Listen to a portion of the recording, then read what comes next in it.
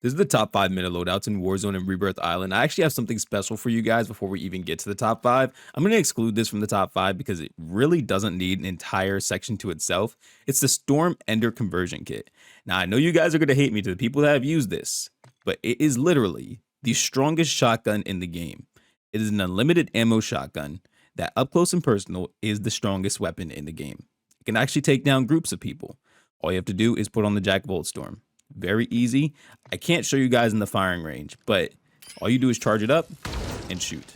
It's very simple. Just make sure you're up close and personal with this weapon and you'll pop off. But here's the regular top 5. We're going to start out with the static HV and then the STG-44. Now, I know people are going to say the DTIR is meta. I really like the STG-44. I think it's right next to the DTIR, so they're both in first place. They're on the quartermaster suppressor to keep you off the minimap and help with gun kick control and recoil control at the cost of aim down sight speed and sprint to fire speed. Now, you get a 10% recoil gun kick reduction, along with 23% horizontal recoil and 10% vertical recoil.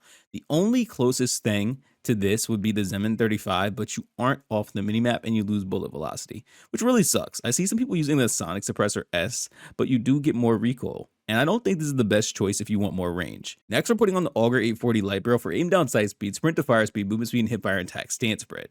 I mean, if you do want to hip fire and attack stance, this cool, but that's not the main point. It's more so the mobility and handling increases that you get. The accuracy is nice, but like I said, the main things are mobility and handling. You get a reduction of recoil control, but we already took care of that.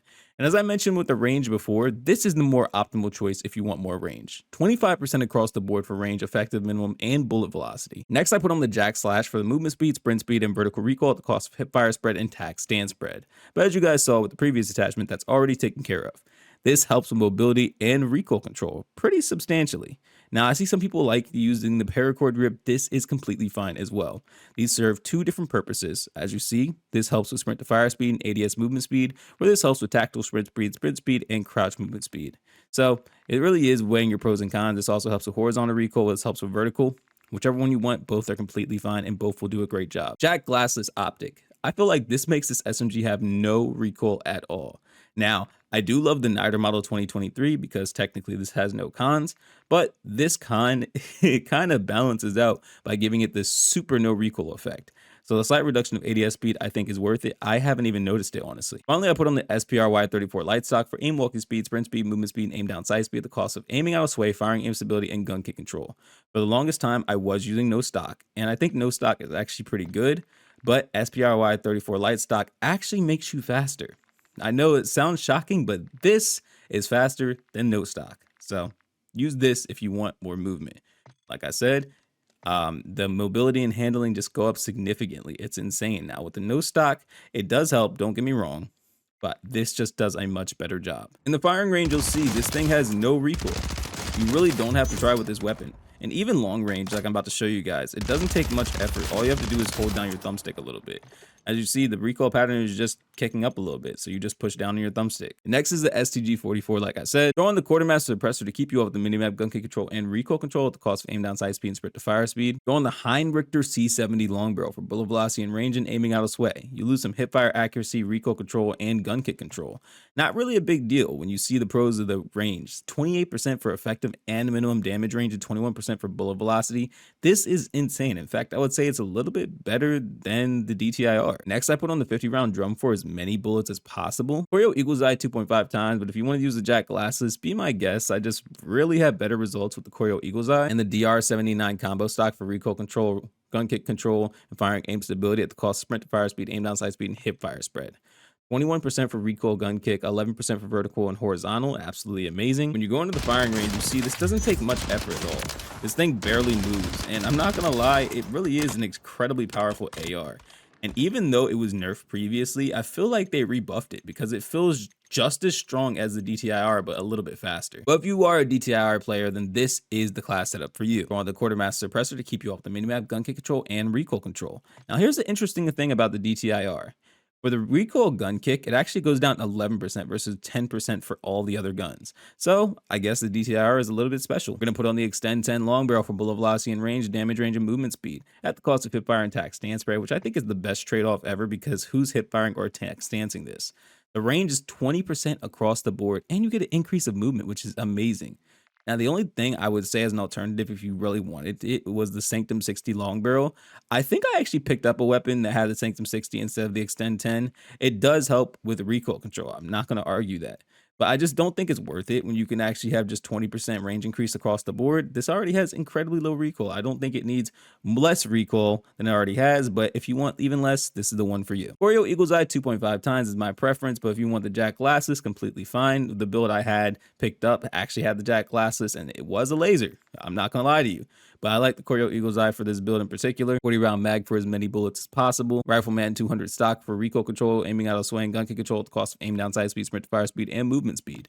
This helps with 17% across the board for recoil control. The mobility and handling decrease is definitely worth it. And when I tell you this thing is just an absolute powerhouse that takes no effort to use, even at long range. That's why I say I don't think that it really needs the Sanctum 60 barrel. But if you do want to use it, I mean, it will get the job done for you. But you are going to lose some range. But here's the entire build. Take a picture, screenshot, whatever you guys have to do. The Striker is absolutely amazing. I would say it's one of the overall best SMGs in the game. You can use it as sniper support, close range, medium range, literally anything. Go on the quartermaster suppressor to keep you off the minimap, gun kick control, and recoil control at the cost of aim down sight speed and sprint to fire speed. Striker recon long barrel for bullet velocity and range, aiming out of sway at the cost of hip fire and attack stand spread, sprint to fire speed, and aim walking speed. You get an 18% increase on effective and minimum damage range, to 15% for bullet velocity. This is absolutely amazing. The only alternative is the Striker Elite Long Barrel for more recoil control, which this does not need. This is already a laser. So why try to make it more of a laser when it's already a laser? XRK Edge BW for hand stop. For aim walking speed, movement speed, aim down sight speed, and sprint to fire speed. I literally last night just tested the paracord grip with this, and even though it's really nice, I would say that the XRK Edge BW4 hand stop does a much better job for the mobility and handling, making this a strafe build that really gets the job done versus the paracord grip. The paracord grip is still very nice, but I just prefer this. 48 round mag. Now I see some people saying, why are you using the 48 round mag? Well, when you look at the data, this is double basically the cons of the 48 round mag for 12 more bullets. And you have to remember, this doesn't shoot that fast. It takes people down pretty quickly with the amount of bullets it takes to take them down. So why would I need 12 more bullets for double the cons? I just don't think that's worth it. So 48 is more than enough for me. The Lockman Recon Series stock for gun kick control, aiming out, sway, and recoil control at the cost of hip fire and attack stand spread, sprint to fire speed, aim walking speed, and movement speed. This is incredible. 25% for recoil gun kick, 5% for vertical and horizontal recoil.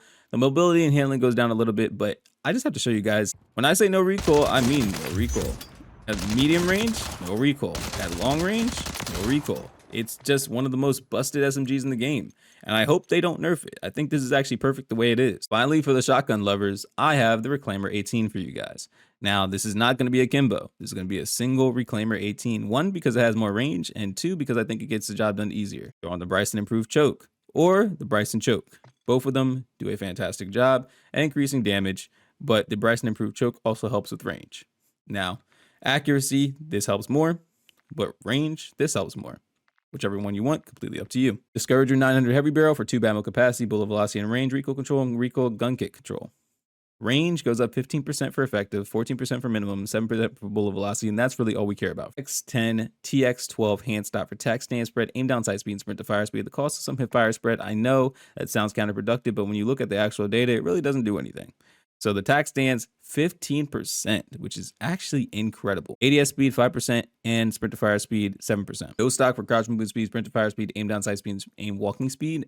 This is insane for accuracy, handling, and mobility. This is what you want to have on there. Believe me, if you don't put this on there, this kind of ruins the recipe for the Reclaimer 18. And then the Haste 15 grip tape for attack stand spread and sprint to fire speed. I see some people using this center mass grip tape. If you want to use this, completely fine. I guess it doesn't hurt. But I like this for more attack stance spread versus ADS speed and sprint to fire speed. When you're using this, make sure you set it to attack stance. This is the magic. If you're not using this in attack stance, it's going to look incredibly bulky. Who wants to use the shotgun like this? You're not going to be able to see the enemy. Use the shotgun like this so you can see everything. You can take the enemies down pretty easily. Here's your entire class. Take a picture, screenshot, whatever you guys have to do.